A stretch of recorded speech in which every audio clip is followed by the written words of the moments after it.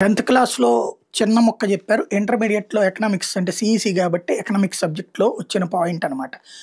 3 రకాల ఆర్థిక వ్యవస్థలుంటాయి. పెట్టుబడిదారీ ఆర్థిక విధానం, సామ్యవాద ఆర్థిక విధానం, మిశ్రమ ఆర్థిక విధానం అని. పెట్టుబడిదారీ ఆర్థిక విధానం అంటే ప్యూర్‌లీ ప్రైవేటైజేషన్ మోడల్ అనమాట.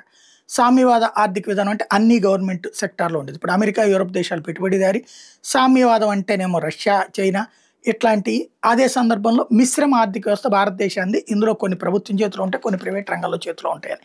ఇదంతా ఇప్పుడు ఎందుకు చెప్పాల్సి వస్తుందంటే, అమెరికా ఇప్పటిదాకా పెట్టుబడిదారీ ఆర్థిక వ్యవస్థ అంటే ధనవంతుడు వ్యాపారాలను పెట్టుబడులు పెడతాడు, ప్రపంచంలో ఎక్కడ ఉన్నాడని అక్కడ పెట్టుబడి పెట్టచ్చు, వాడే వ్యాపారాల్లో ఉద్యోగ ఉపాధి అవకాశాలు పెంచుకుంటూ పోతుంటాడు. ప్రభుత్వం ఆయా వర్క్స్కి సంబంధించినటువంటి సర్వీసెస్ అందించేటటువంటి ఒక విభాగంగా మాత్రమే ఉంటుంది.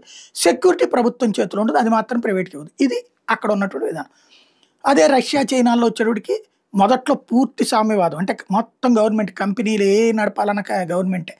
ఆ తర్వాత కాలంలో ప్రైవేట్ సెక్టార్ వచ్చి అక్కడికి రంగప్రవేశానికి అనుమతిస్తూ బట్ టోటల్‌గా వచ్చేటప్పటికి వాళ్ళ చేతుల్లోనే ఉండేటట్టు అన్నటువంటి కాన్సెప్ట్ పెట్టుకొచ్చారు. బట్ ఇప్పుడు వాళ్ళు కూడా మిశ్రమ ఆర్థిక వ్యవస్థ దిశగా వచ్చారు.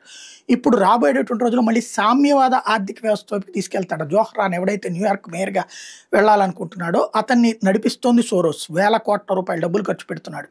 ప్లస్ అమెరికన్ ఆర్థిక వ్యవస్థని చైనీస్ మైండ్ సెట్ వైపుకి నడిపించేటటువంటి ప్రయత్నం జరుగుతోంది.